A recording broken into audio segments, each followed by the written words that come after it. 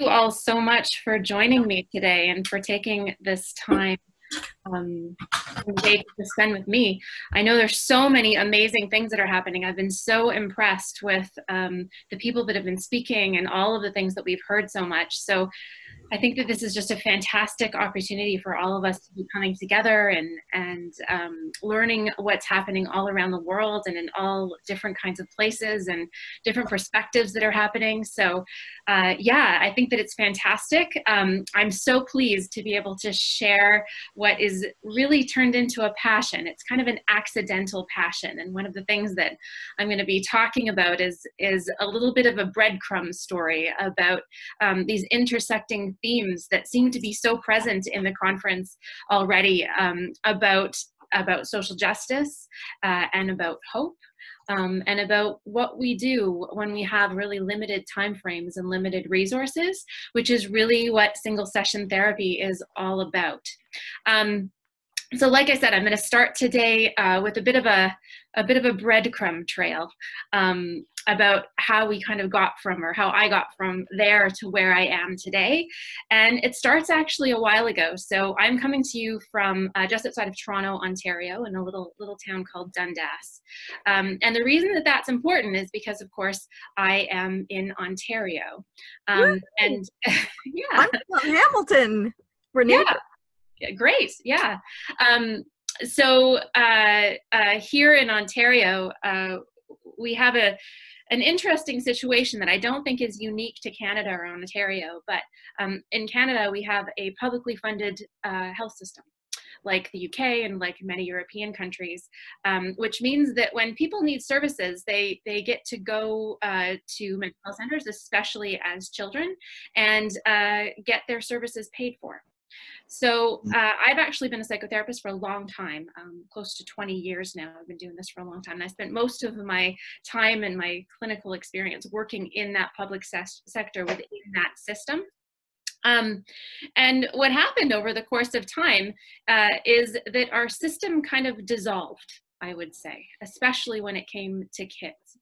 And the way that it dissolved, and I hear about this from all over the world, is this whole emphasis on long-term therapy and assessments and diagnostics and all of those kinds of things led to this thing called wait lists. And wait lists in Canada became a big problem, and still are, but certainly within the child and youth sector, which is where I worked. Sometimes when in the child and youth sector, if somebody tried to access services, the first time that they would contact anyone clinical in terms of mental health was usually some form of intake or assessment or something that was really not fun and super not helpful. And then they would have to wait sometimes up to about 2 years before they actually got the services that they were looking for. And that's a big deal when you're 6. The difference between 6 to 8 is a long time. So because it's publicly funded, the government kind of started to get a bit irritated with this, because there was all of these complaints and all of these kinds of things were happening. And they were like, why is nobody getting better? And in fact, everybody is getting worse because they're just waiting around. And we're giving you all of this money, and it doesn't seem to be improving in any way, shape, or form. And so what happened from that point is the government was like, you need to do something about this. So nobody knew what to do. Nobody was like, I don't know what we're supposed to do about this thing, because we really don't know that many other ways of providing services, right? We know how to do assessments. We know how to do diagnostics. We know how to like refer out to psychologists for assessments and diagnostics. And we know how to do CBT. We know how to do things that are manualized. And beyond that, in the public sector, there was a little bit of a lack of like, I'm not sure what else to do. But it just so happened that I was in that system, and I've always been a bit odd, because I've never been super comfortable with this whole business of assessment diagnostics and people waiting for long times to get services. So right from the get-go, and the first time I actually attended my very first solution-focused workshop was in 2008, when I was on maternity leave with my second child. So it's 12 years ago now, a long time. And I went to this workshop at the University of Toronto by this guy named Dr. Ron Warner, and he started talking a little bit about things like, you know, it's okay if you ask questions to people that are about the things that they are good at.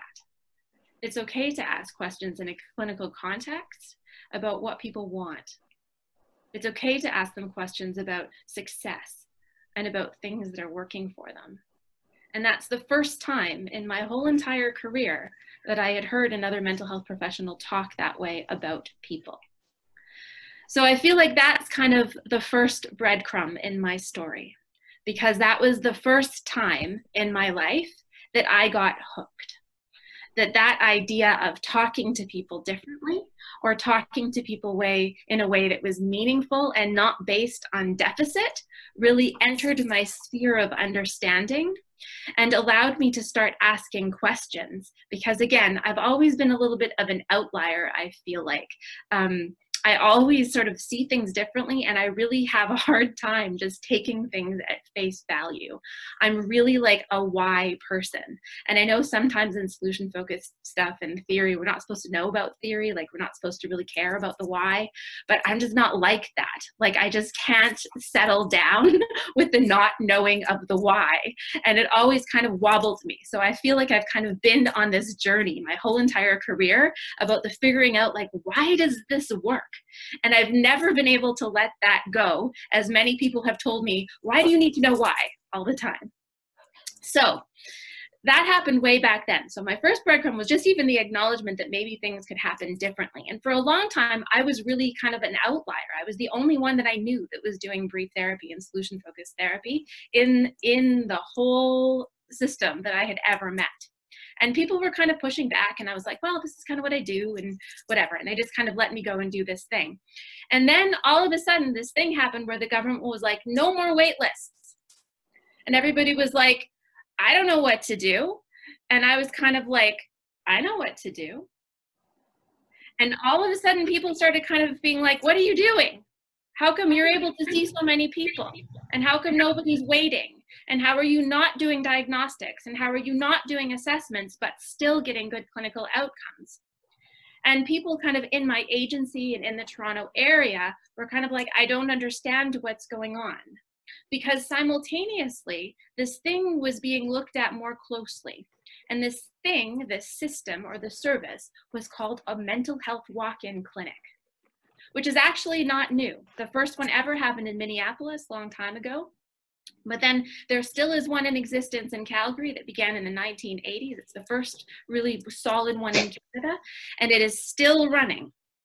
But in Ontario, we were like, maybe we need to look at this, because the mental health walk-in clinic model is literally what it says that it is. Literally. It's you walk in off the street and you see a mental health clinician. And the average wait time currently in Ontario is 17 minutes between people walking in off the street and seeing a mental health therapist. So guess what? All of a sudden we have no more wait lists because nobody's waiting for service, because there's no intake other than the one that happens when they first walk in and say, what's your name? So the government was really happy with this. They were like, no more wait lists. Agencies were like, we're really happy with this because there's no more wait lists. We're seeing so many people, and we're seeing people when they want. And so for a long time, this whole idea of mental health walk-in clinics was like a really, really big deal. And Ontario still to this day continues to be the epicenter of mental health walk-in clinics in the world. We currently have more mental health walk-in clinics per capita than anywhere else in the world. And right now we're topping 100, over 100. And even though it began in child and youth services, now this is considered to be the model. It's in psychiatry, it's in hospitals, it's in clinic outpatients, it's in universities and colleges. This is now the model that people are looking at. And they talk about this then in terms of a single session. Because even though people can usually access mental health walk-in clinics as often as they want, they are not guaranteed the same clinician every time they walk in. Which means that when you do a session, you have to go in, both the client and the clinician, with the recognition that this may be the one and only time that you are meeting. So I was like, awesome. Have you guys heard of solution-focused therapy? I was like, this is what we do. And that's kind of the second breadcrumb where I was like, oh my gosh, this is the perfect fit. I was like, this is the perfect fit between solution focused and service delivery. It's a merging or a marrying that was meant to be. And I was so happy about this, and I got so excited about it. And I was fortunate enough to actually start doing it, to work in this mental health walk-in clinic, and I loved it. Lots of clinicians hated it. Lots of my peers were like, oh, this is awful. But I was like, this is amazing. I was like, this is the best thing ever, and I loved doing the work. So, of course, because I'm a little bit of an outlier and I can never let anything lie, and I always have to know the why, it wasn't enough for me to just be doing the work and loving it.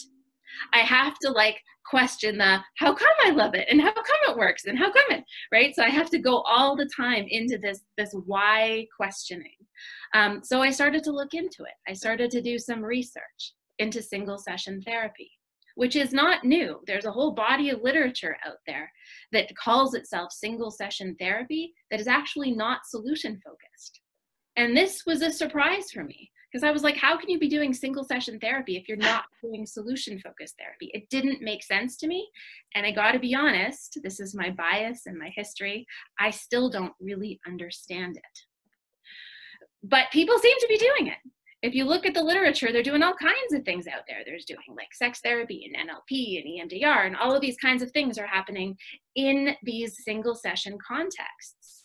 And the interesting thing about this, and this is the third breadcrumb, is that clients seem to be okay no matter what's going on in that session.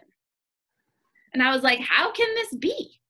I was like, with so many people doing so many different things, I don't understand how the client success and the client satisfaction continues to be so high, like consistently, like 80 to 90% of all clients who experience a single session of therapy feel like they got what they needed. That is extraordinary if you look at outcomes and all of that sort of stuff. So I was like, that's really interesting. I'm going to do more research about it, and I'm going to look at the literature, and I'm going to try to figure out what's going on. Because like I said, I couldn't understand it. I couldn't understand how it could be like a little bit of like a Wild West of things happening out there, but the results seem to be so consistent.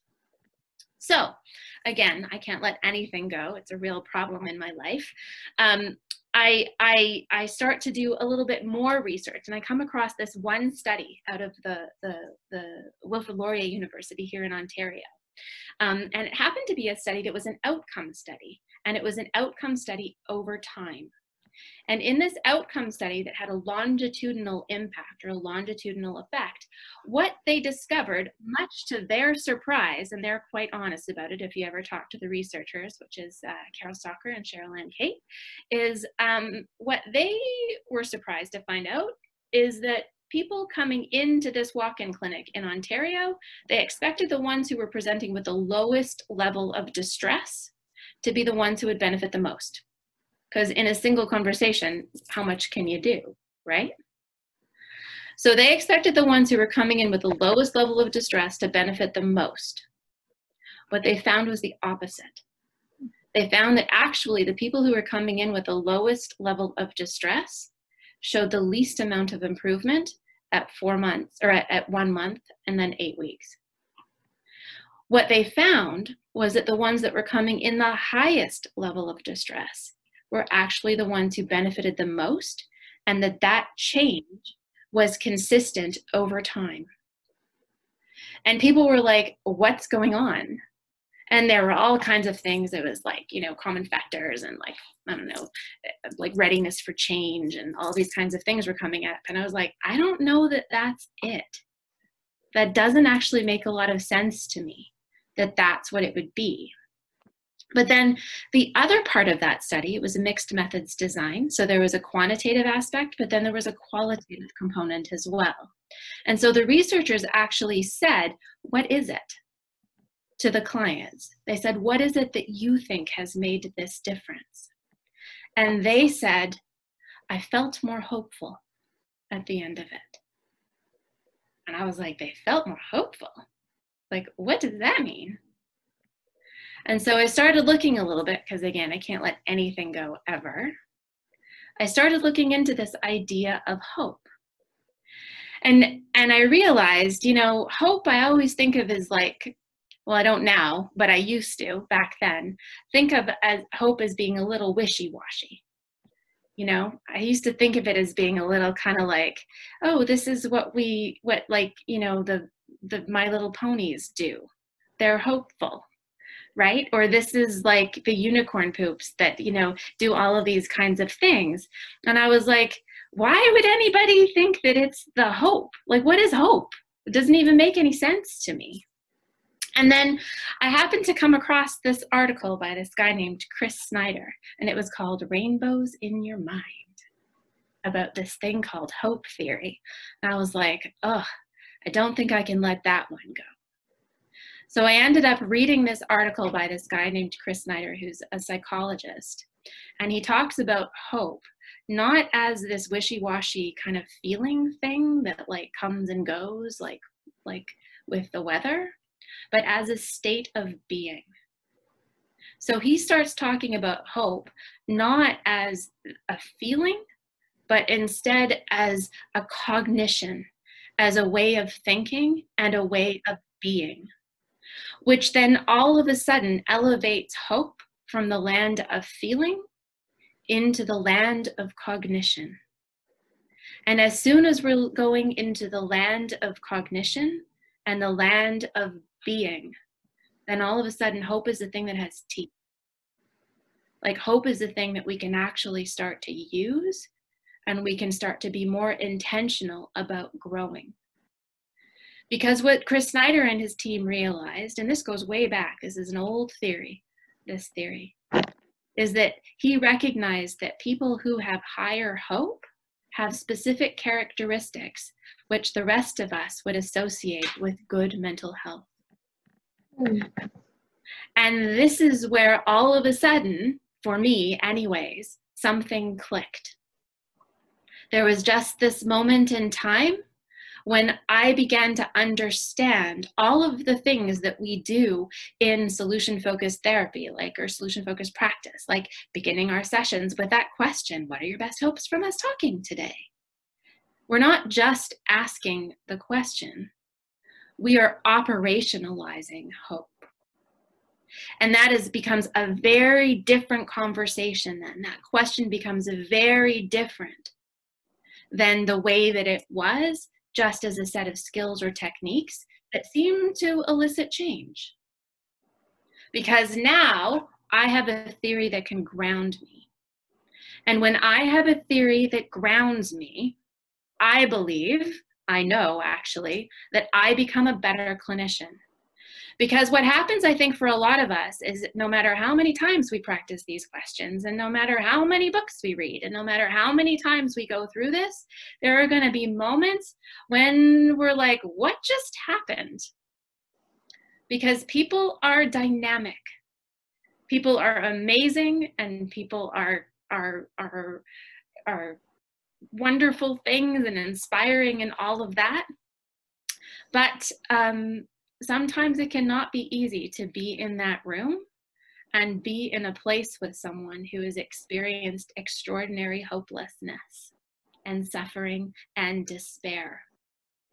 And in those moments, it is our job to make sure that we don't follow them down that path, because it's not helpful. It is our job to have a tether somewhere on the other side that allows us to stay present and allows us to ask those really meaningful questions in a really meaningful way, and to have confidence and knowledge and security that when we ask those questions, we are doing something. And in a single session context, which again is what most of us or some of us, you know, are talking about and what this talk is about, in a single session context, that's all we've got. We have one time that we can count on. And in that one time, if I'm going to have confidence going into that session that something meaningful can happen, I have to know the why. Because when things go wonky, because they do, it's kind of how life is, We have to have that tether to be able to pull us back in, to be able to acknowledge and respect the time that has been given to us. And this is the third intersection of what this conference is really all about, which is social justice. And time, for most people, is a currency of respect. When someone chooses to spend time with us and to give us their time, we owe it to them to make that time meaningful, because that's their job. And you know who time really matters for? It's not so much like the, rich executives. It's the single mother of 3 that had to take time off work without being paid to bring their kid to see you. It's the young kid who's skipping class to come and see you. Those are the people where time becomes a currency of respect that I don't think that we recognize as often as we should as clinicians and in the work that we do. I think that oftentimes we go in with an anticipation or an expectation that people are going to come back. But that's our privilege. And that's how the system continues to perpetuate oppression and marginalization. And probably one of the biggest reasons that certainly in Canada, only 1 in 4 people who have self-identified as struggling with mental health issues actually access services. That means we are missing 75% of all people who self-identify as having mental health difficulties. And I bet most of those 75% are people who don't look like me and don't sound like me.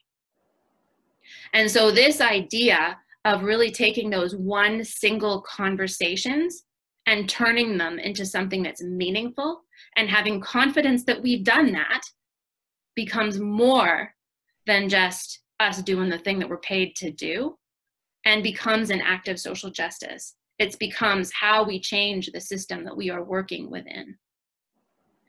And so for me, when I found hope theory, I was like, here it is. This is how I'm going to do that. And this is how we all can do that when I don't have the knowledge or the expectation or the anticipation that people are going to come back. And I really have to take a step back and be like, people are not coming back because it wasn't useful or because they're lazy or because they can't organize their life. Sometimes people are not coming back because they can't. And how are we going to respect that and show up to that in a way that honors their experience? And so when we really, that thing, we have to meet our clients where they're at, there's that thing, right, that people say all the time. And I was like, what does that actually mean? And do you actually do it? It means that you have to make the most of the time that you have with the people who are in front of you in that moment. Not think that they need to come back even one more time. And I think in solution-focused practice, we do a really good job of being like, yeah, we're brief, 3 to 6, right? But we have to start thinking about the one, and the one that's in front of us in that moment. And this will allow for that. It really does. So I'm going to spend the next little bit of time talking about the actual mechanics of it, like the mechanics of how hope theory is working and how we work with it and what that means and what that looks like. If we're good with that. Are we ready to move on with that? You can give me a thumbs up. Let me know you're following me, not falling asleep or doing whatever you're doing. We're all good. Good. I love the yellow thumbs of the Zoom, right? Okay. So here is Chris Snyder's hope theory. It's one of these things. It's just like solution focusing. Again, Chris Snyder says like he doesn't actually know what solution focused therapy is. And I'm like, are you sure, Chris Snyder? But anyway, it's deceptively simple. So it's just like solution focused practice. It's one of those things that's like really simple from the outside, but kind of getting into the ins and outs, we're sort of like, oh, this doesn't quite seem as simple as maybe I thought that it was. But we'll try. I'll do my best here to make it a kind of a straightforward. So there's really only 3 components to hope theory. And the first one, and this is why this is so important, and that's the one that we're going to be talking about the most, is Chris Snyder in Hope Theory says that hopeful thinking gets activated and sparked as soon as somebody identifies a want. So Chris Snyder is like a psychologist, and he likes the word goals. That's not a word that I like because I think it's a very thin word to use. But anyway, that's his word. But essentially, it really is this idea of once people begin to identify a thing that they want. So it's a desire, a desired outcome. Sometimes they call it an SF. I like to think of it these days almost as a longing, because I think that the things that people are really willing to work for and do the hard things in life to get are the things that they long for, are the things that are kind of in their heart and go a little bit deeper. And if people are courageous enough and you're able to ask the questions in such a way that they give you the gift of opening themselves up to that longing, then remarkable things start to happen, and they happen quickly, and they happen in that one conversation. But Chris Snyder in Hope Theory says that that whole hopeful thinking thing has to begin with the identification of the want. So we're going to go into more detail about that, because again, this is one of those things that sounds easy, right? Because you can just go into the session and be like, what do you want? But people are going to say all kinds of things in that moment. And I firmly believe that this is actually the most challenging part of any solution-focused conversation, is what happens at the beginning. This is a lot of times when things can just go like very, very wonky. This is when they wobble a lot, I feel like, at the beginning, from our perspective as the practitioner, but also from the client's perspective, I think. So that's one part. Part one, hold on to this in terms of Hope Theory, is this idea of the want. The second part of it, and these two kind of interact a lot. The second part of it is this thing that he calls agency thinking.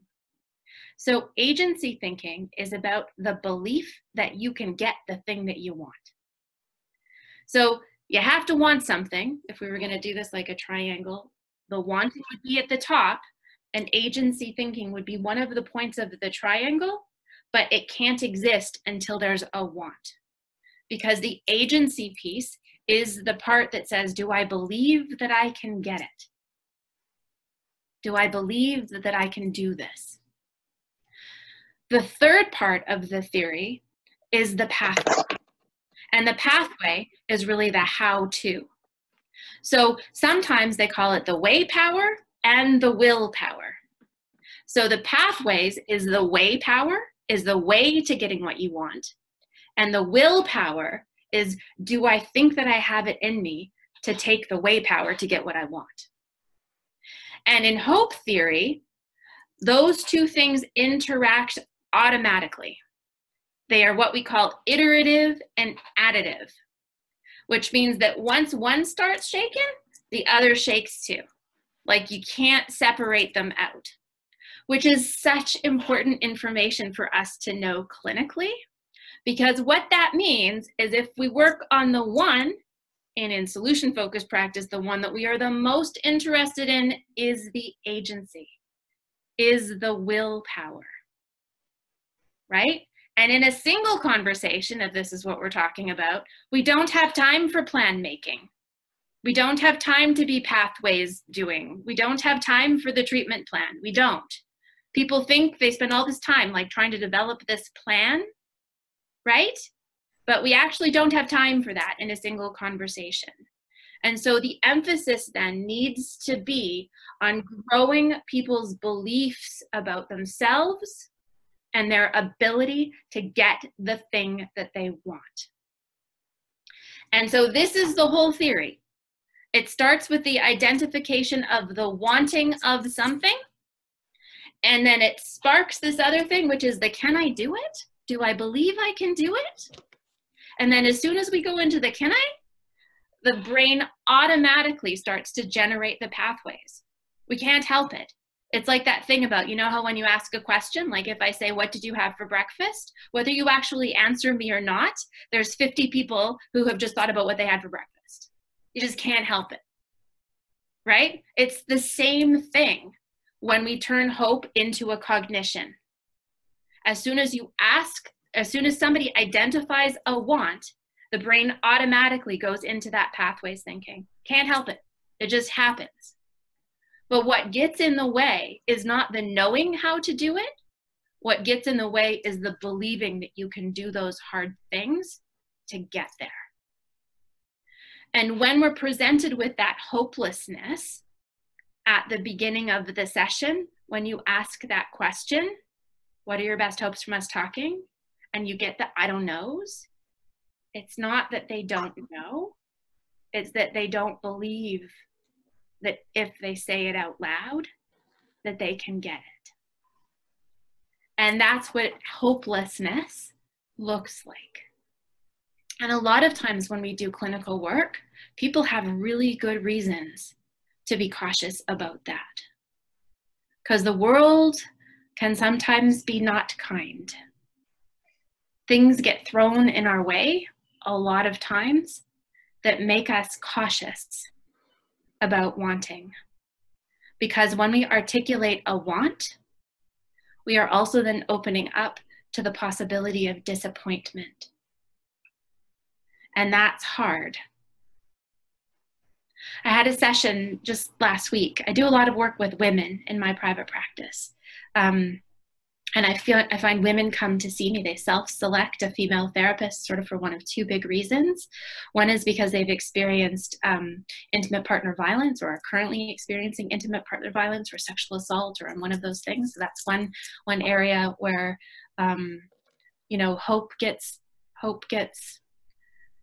hope is impacted when you've been hurt by the people that you love the most in life.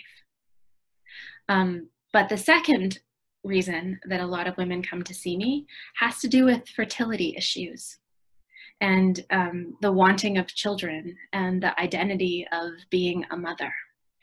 And so I had a session, it was the first session just last week with the woman, and I said, what are your best hopes from us talking today? And like happens all the time, she didn't actually tell me what she wanted. She told me what the problem was. She told me her story, right? And again, if somebody's going to honor me with that story, I need to sit in that position of respect and really honor the fact that they are sharing that with me and not shut them down or dismiss them or any of those things. So I listened to the story. And her story was that in the last 18 months, she had experienced a total of 10 miscarriages. Early miscarriages, like within the first 8 weeks, but there were 10 of them in a cluster. And she had just been told by her doctor right before coming to see me that they couldn't quite figure out why. There was nothing that they could identify as being a problem in terms of her carrying a baby to term. And she clearly didn't have issues in conceiving. It was in the carrying of it. So she initially comes to me and I say, what are your best hopes from us talking? And she talks about this story. And then at the end of it, she says to me, I think I need to do something about this. She's like, I'm living in purgatory because I don't know what to do. I don't know if I should continue to try. I've wanted my whole life to be a mother, but I don't know if I can tolerate another loss in this way. I don't know what it will do to me. So I'm coming to you to find some clarity around this. I said, okay, we'll go for clarity as the thing that she wants. But then I say to her, what difference would it make for you if you found that clarity? And she starts to cry. And she said, I would have the courage to try again. And in that moment, we see how hope works, right? Because she identifies clarity as being a thing that she wants. But when I give her a moment to really think about it, when I give her a moment to do what Chris Snyder would call an appraisal or a goal appraisal by asking that difference question, I'm giving her an opportunity to really say, am I willing to do this? Do I have it in me to tolerate the potential disappointment of not getting the thing that I want? And I think when we go back into this idea of operationalizing hope from a clinical perspective, this is how we do it. We take some time at the front end. We take some time to really allow the people that we're working with to take a moment to decide how badly they want this thing. And we need to do that intentionally. And I think sometimes, especially when we're first starting to do this work and learning how to do this work, we rush it because we're just like, I just need an answer. Please just tell me something. Especially if you've gotten like 10 I don't knows in front of that, you're like, okay, I'll take whatever you give me and we're gonna go, right? But it's usually in those moments when the session kind of is like, this feels a bit off, like this feels like maybe I've missed something or something like that. And from a hope theory perspective, it's because at the get-go, maybe we didn't spend enough time as we could have or should have, allowing people that little bit of a moment to be like, yeah, I'm going to take a step back and think about this. So, you know, there's a lot of aspects to that, right? From a clinical perspective. And again, I think this doesn't get talked about enough in solution-focused work. Because as soon as we're dealing with this idea of want and disappointment and longing and desire, we're actually dealing with really intense, tender emotions. And even though sometimes for a long time, like this was supposed to be a thing that didn't have anything to do with emotions and all this kind of stuff, right? And, you know, Eve Lipchick is one of the only ones that wrote that book that actually acknowledged, right, that emotions are really a part of what we do and we need to honor and we need to deal with them in some way. But I think that the way that we need to do that more overtly and more intentionally and with mindfulness is we actually need to take some time at the front end of that session and to ground ourselves and tether ourselves to this idea and this knowledge that hope, which is I think what we would all agree would be a thing that we would want people to experience, right? That to do that, people need to have a choice about whether the thing that they say that they want is the thing that they're willing to put the work into. Which is also why, if you ever have an experience of like mandated clients or something like that, right? Why mandated clients can sometimes be so challenging to work with, because it's not the thing that they want. It's the thing that somebody else wants for them. And because they haven't articulated it as a want, hopeful thinking is not activated. That bar gets shut down because they haven't identified the want. And this seems so simple, right? Like, doesn't this seem like a really like easy, super easy concept? But in practice, there's a disconnect a lot of times in what we do. And from a single session perspective, if we're going in only having the one time, we kind of can't really mess this up because we don't have session 2 to get it right. So if we don't take the time in session 1, then session 2 probably won't happen because they won't have thought that it was helpful in the first place. But that's really where it comes from. Are we all following me? Is that clear when I talk about this? Yeah? Everybody's like on board with this? We're good? Yes. Okay. So I'll give you another clinical example because it actually just came up today. I just had this session this morning. In my work, even in private practice, Hi. I do this work called episodic therapy. Episodic. I do it episodically. So I can know people for a pretty long time, but I'll only see them like once every 6 weeks or once every 8 weeks or something like that. And I just let people decide how they want to be. So I've been working with this woman now for a while. I've known her for a while, I would say. And she kind of rolls around about every few months. So when I do see her, I really do go into it that it is like a single session, right? So I think somebody is unmuted there. Okay. Hi, looking. Yeah. There we go. So, so I saw her this morning, actually, and I'm going to call her Claudia.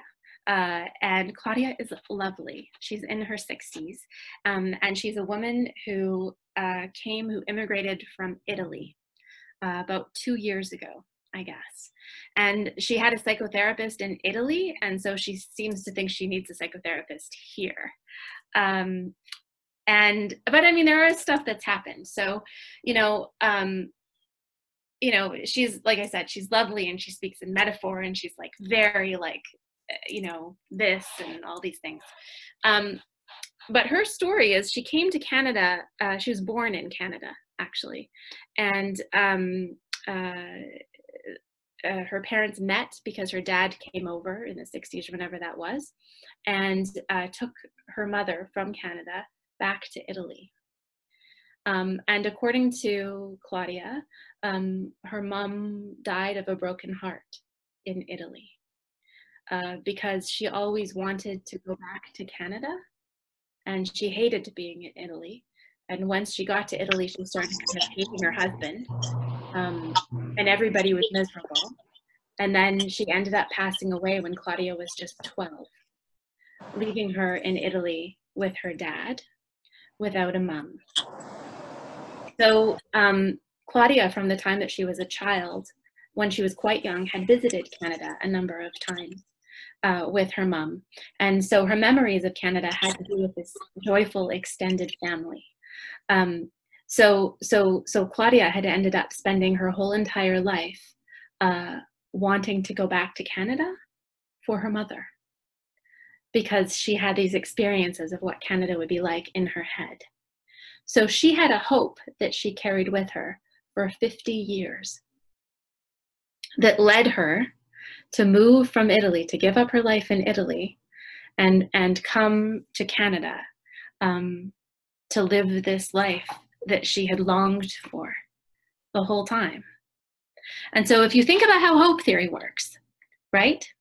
How badly did she want to come to Canada?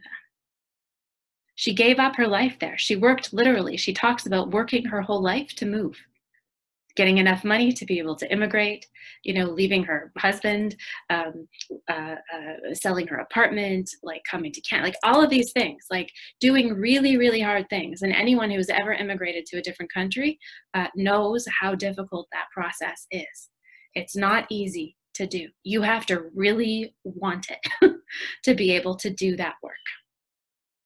So she's been here now for 2 years. And I say to her this morning, I say, what are your best hopes from us talking today? And she said, Alesya, she said, I need to find some way to feel like I'm home. She said, all of this time for the last 2 years, I came to Canada thinking about my aunts and my cousin and my family. And she said, but they're gone. They passed away before I ever got here. So I've come to Canada, but I've come too late, because now I'm here and I'm alone. And she said this with tears streaming down her face today, because it is the loss of hope. It is those barriers in front of her that have been crushed, because her vision, her whole life's vision, was to come here and find this thing, which is not the reality that she is currently living in. And so I start, right? What do you imagine noticing about yourself if you found a sense of home? And she starts describing this idea of home. And she realizes that home for her is actually just relationship. Relationship with friends, relationship with her son, relationship with anyone. And that her longing took the form of immigration and took the form of all of these things. But the longing was really about relationship.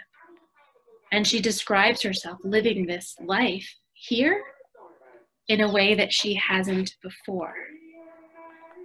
And from a hope theory perspective, when she begins that description, when we enter into descriptions, the purpose of the description is not to help her to figure out how to get the things that she wants.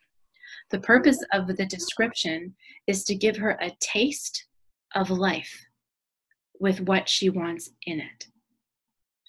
Because once you have a taste of something, it just makes you want it that much more. And the more somebody wants something, the more they will on their own be able to figure out and overcome the obstacles that get in their way in order to get the thing that they want. And that's really how hope theory works, and why the development of a plan and the focusing on the pathways and all of that stuff is actually counterproductive to increasing hope.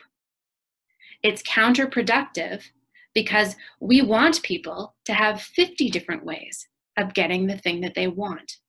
Because what happened to my client is she spent her whole life thinking there was only one way to feel like she was home. But in reality, there's 50. And maybe it starts by talking to somebody in the grocery store. But in her mind, she had to uproot her whole life and switch countries to get this thing that she wanted. And a lot of times people get very much stuck on the pathway. So when you ask that question, what are your best hopes from us talking? And they say, I want to learn some skills to manage my anger, right? They're actually giving you a pathways answer, which means that somewhere in there, there's a realization that they want something. But learning new skills is a pathways response to a hope question. And that's how it fits into hope theory, right? Which is why we don't sit with a pathways response. We have to ask that difference question. We have to. Because if we don't ask the difference question, then we're stuck in a singular pathway and people end up immigrating to different countries to get the thing that they want, when maybe there's a smaller way of doing it. Is that clear for people? I know it's one of those things, again, it's kind of like deceptively simple, but you know, once we're actually practicing it, it makes a big difference. Oh, there is a question. So what is the difference question? That actually is the difference question. What difference would that make? Is the difference question. That's like your best friend from a hope theory perspective. Because every single time that you ask that question, you're giving your client an opportunity to appraise how much they want it. And are they really willing to do the things that it's going to take to get there? So in your sessions, whether they're single or episodic or however you work, right? You can know if all you do in the course of that session is help people to identify the thing that they want, you've sparked hope. You have initiated that cognitive pathways, agency thinking. You have changed their cognitive state and their state of being. So if that's all that happens, if all you do is help them to identify what they want, you've done a lot. Because the way that the brain works is as soon as the want is identified, the rest will follow. Does that make sense for people? Okay. I have time for just a couple of questions probably, and I don't think we need to do it on the chat. So if somebody has any questions just before we go. Yeah. Yes, Carrie. Yep. Anyone? Carrie, I think, yeah, you have to unmute yourself. No? I thought she had her hand up. Does anybody have questions? Can I ask a question? Yes. Firstly, thank you so much. This has been very, very, very interesting. How did you persuade everyone that SST was the way to go? Because that's exactly what we're trying to do at the moment. Yeah, I actually didn't have to.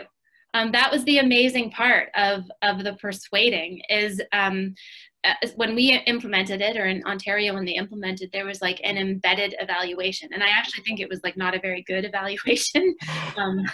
It was terrible, but even with a bad evaluation, the results were so consistent in terms of client satisfaction like so consistent across the board and across tens of thousands of sessions. Because think about how many data points you can generate in a short period of time if you're doing like 10 sessions a day and there's no-shows, right? Like from an efficiency perspective, there's 0 no-shows, right?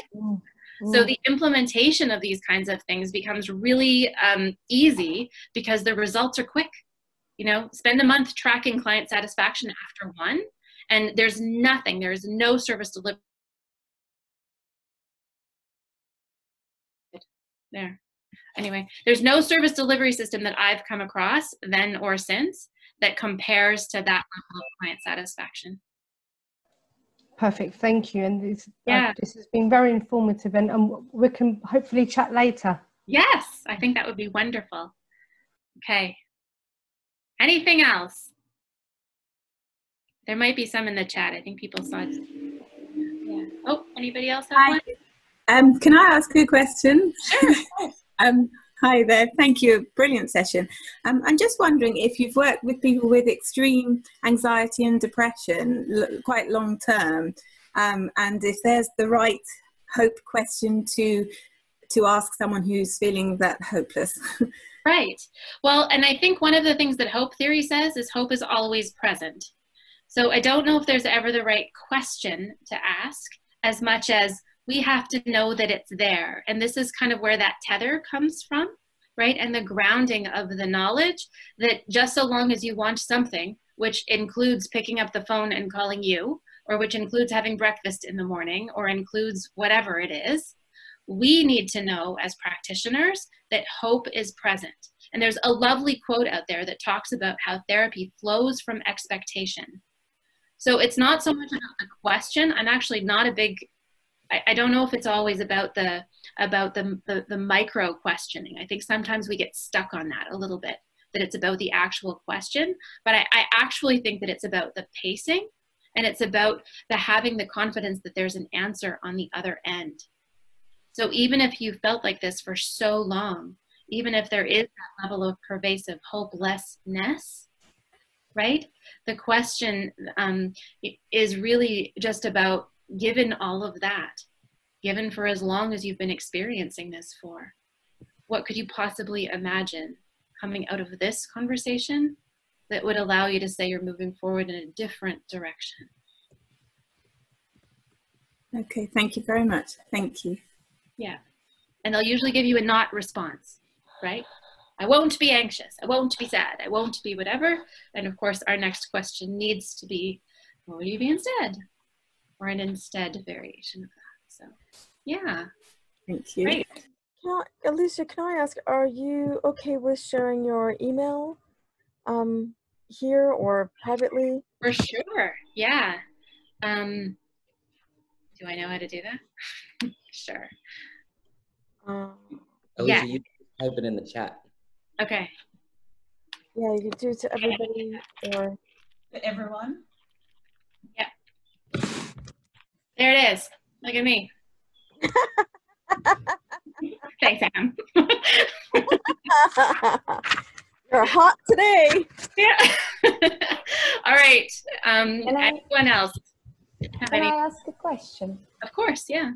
So the one session method that you're now using is also partly because of necessity, and it has many things I think I want to explore further, and I really like the idea of trying to make it work in just the one session and not thinking about, oh, we'll get to that later.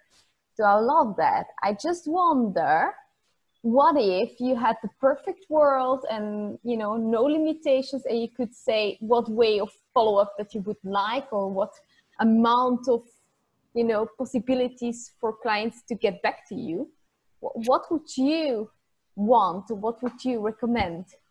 Well, funny that you ask that question, because I worked for about 20 years again in the public sector, and then last April, I stopped for the first time ever in my career, and I went into private practice. So what I didn't quite realize is all of a sudden when you're in private practice, you can kind of do whatever you want. Like, you know, there isn't a system telling you anything really. I mean, there is obviously, we have a college and stuff like that, but the messages that I give are able to give her just fine. So I kind of thought it would be different. Like I sort of thought maybe in private practice that people would like come back, or that it would feel different, or do things differently. But I have to say that it's exactly the same. So even when people have the choice, right? And they always did. I mean, that's the thing with walk-in especially, right? Is people believe, or people think that it's really a single session, but it's not. People can come back as often as they want. They may just not come back to you, right? Is the model. But even in my private practice where I can do, and people get the message all the time, it's about the same. It would be very, very, very unusual for me to see someone more than 3 times in a short period of time. So again, a lot of times I do what I call episodic work, where again, I see people for short clusters, and a lot of times it's one session, and then they go away and they live their life, and they call me again, 6 months or 7 months or 8 months later. And I find in this recent pandemic, that's what's happened, is people who I haven't seen for however long, or saw only one time, are calling me up to the point where I'm like, I actually don't even recognize this name because I only saw you once and it was 2 years ago. But they're coming back now. And again, they seem to just come back for that one, and then they go away. So I think that's another shift in the thinking, or the paradigm, is thinking that it's one out of necessity, not one because maybe that's all you need. Alesya, why you're getting a lot of people is it seems the Australians were